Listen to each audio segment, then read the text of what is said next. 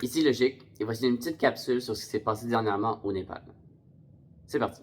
Les semaines passées ont été vraiment remplies en actualité, assez pour que ce qui s'est passé du 8 au 13 septembre au Népal a été mentionné très rapidement dans les derniers jours par nos médias. Alors j'ai fait ma petite recherche, j'ai recroisé les informations un peu partout, et je vous présente ce qui s'est passé du 8 au 13 septembre au Népal. Donc oui, on parle que ça aurait commencé le 8 septembre, mais pas exactement.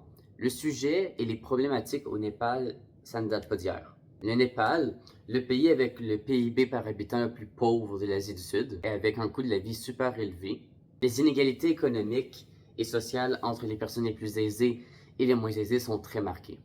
On parle aussi énormément de corruption. En effet, le gouvernement serait accusé de favoriser son propre cercle quant à l'emploi pour des rôles importants et à faire une très mauvaise gestion des impôts, favorisant surtout les plus fortunés. Au Népal, ce qui faisait énormément parler, c'était les enfants justement des membres du gouvernement qui sur les réseaux sociaux menaient un train de vie de luxe et super aisé alors que la majorité du pays n'avait pas accès à ce qu'ils pouvaient avoir. Mais donc si on revient autour du 8 septembre, la goutte de trop fut le blocage des réseaux sociaux. En effet, après que 26 réseaux sociaux aient refusé de nommer un responsable du Népal pour pouvoir les représenter face au gouvernement, je vais être honnête, j'ai pas trouvé d'informations de pourquoi le Népal voulait bloquer les réseaux sociaux. Pas en tout cas justifié. On continue. Les réseaux sociaux, à l'exception de quelques-uns, ont été complètement bloqués dans le pays. Et cet événement a été, comme on peut dire, la goutte de trop, surtout pour la génération la plus jeune, la Gen Z. La jeunesse et les étudiants se sont donc mobilisés ensemble en trouvant d'autres voies de communication et le lundi 8 septembre sont descendus dans les rues pour manifester.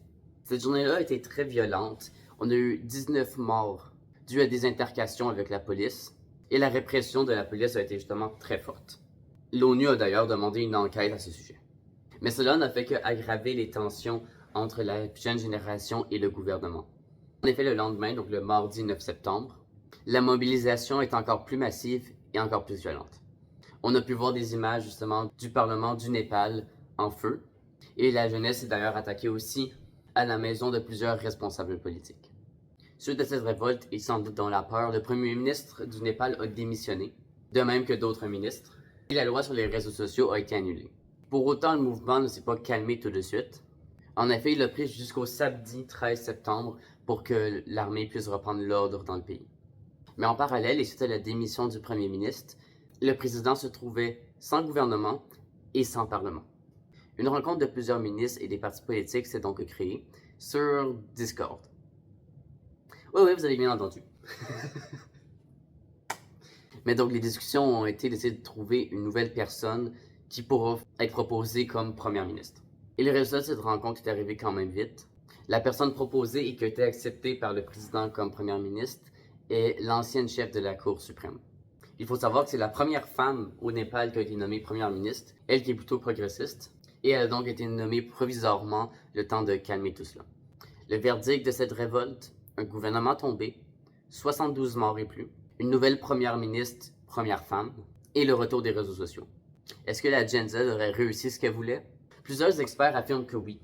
En effet, c'est une révolution qui a marché. D'ailleurs, la jeunesse au Népal en est assez fière. Et plusieurs blessés affirment que ça en a valu la peine de faire cette révolte.